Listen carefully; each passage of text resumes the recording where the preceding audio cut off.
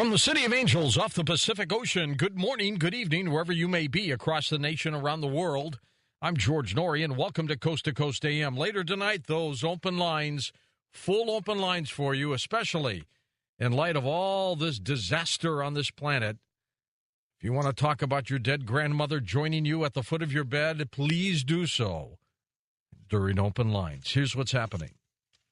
Huge earthquakes, again, rocketing northeastern part of Japan on Saturday over there now, a day after a giant earthquake set off a powerful tsunami that killed hundreds of people, thousands missing, turning the coast into a swampy wasteland and leaving two nuclear reactors dangerously close to meltdown. The United States Geological Survey said a strong earthquake struck just before noon in the sea in virtually the same place where the magnitude 9.1, they've upgraded it, it was an 8.9 quake on Friday, unleashing one of the greatest disasters Japan has ever witnessed. A 23-foot tsunami that washed far inland over fields and smashed towns. It is, last night, they kept saying it was the seventh largest recorded earthquake in history. It's now number 5. And some other news related to the quake, of course, radiation levels are surging at 2 nuke power plants in Japan, and they are declaring states of emergency at 5 nuclear reactors at 2 of the power plants after the units lost cooling ability in the aftermath of the earthquake. Thousands of residents there evacuated as workers are struggling to get the reactors under control to prevent meltdowns. Dangerous situation. In California, a tsunami swept at least 5 people watching the waves out to sea Friday, ripping docks out of harbors in California and Oregon, spreading the destruction of a devastating Japanese earthquake to the shores of the United States. 4 people were rescued from the water in southern Oregon, but one man was taking photos in northern California, still missing, presumed dead. And you won't notice it, but the day just got a tiny bit shorter because of Friday's giant earthquake off the coast of Japan. NASA geophysicist Richard Gross calculated that the Earth's rotation sped up by 1.6 microseconds. That's because of the shift in Earth's mass caused by the 9.1 magnitude earthquake. A microsecond is 1/1,000,000th of a second. Geologist Jim Birkeland was on with me last night talking about how he was expecting a major earthquake. Jim, did you expect this? Well, I've been calling this the super month for seismicity. Everything is in place, and I was just amazing. It was 10 minutes after I was talking to you last night.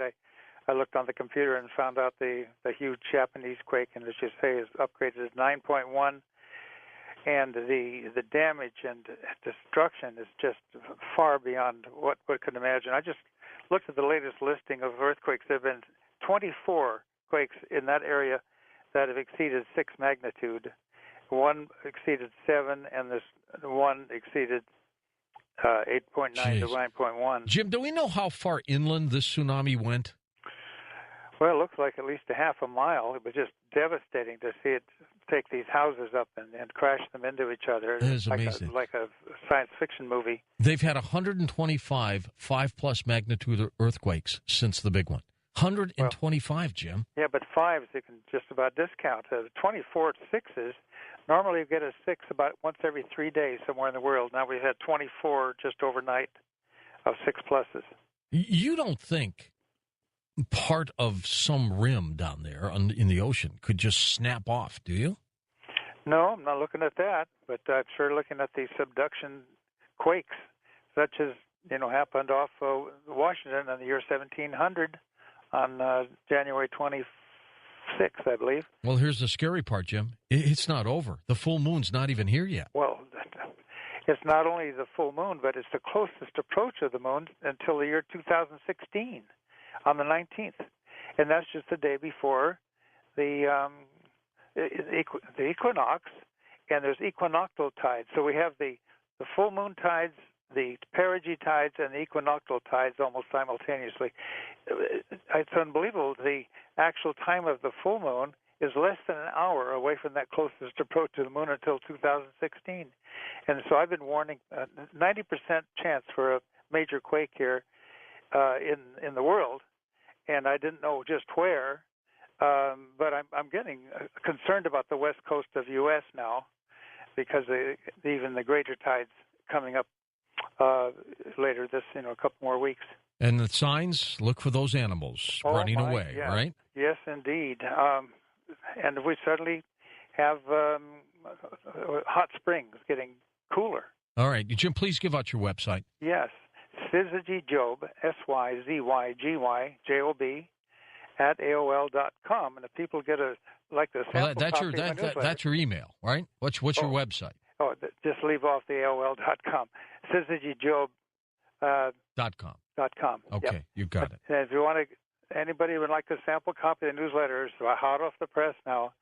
Send me a self-addressed stamped envelope, put a couple of bucks in it, to P.O. Box 1926, 4 years before I was born, and it's to the little town of Glen Ellen, California, 95442. Super. Thank you, Jim. Linda Sherman is an astrologer, and she serves as an international astrologer, serving clients that include corporations, financial service companies, and private individuals.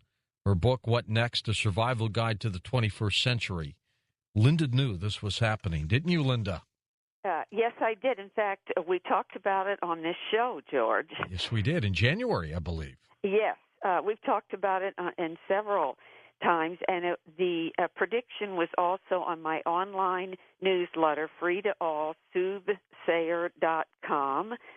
And I quote myself, my February newsletter, I said, Japan's modern sovereignty natal chart screams for attention. And I said, the Pluto-Uranus square is exactly square and opposed their natal Saturn and Uranus, forming a grand cardinal cross. They are at risk for a financial collapse, major earthquakes, and volcanoes erupting there. And in that was in February's newsletter. And in this, I talked about there would be massive floods, tsunamis, and high winds all along the coastal regions throughout the world. What did you see, Linda, in order to make this prediction?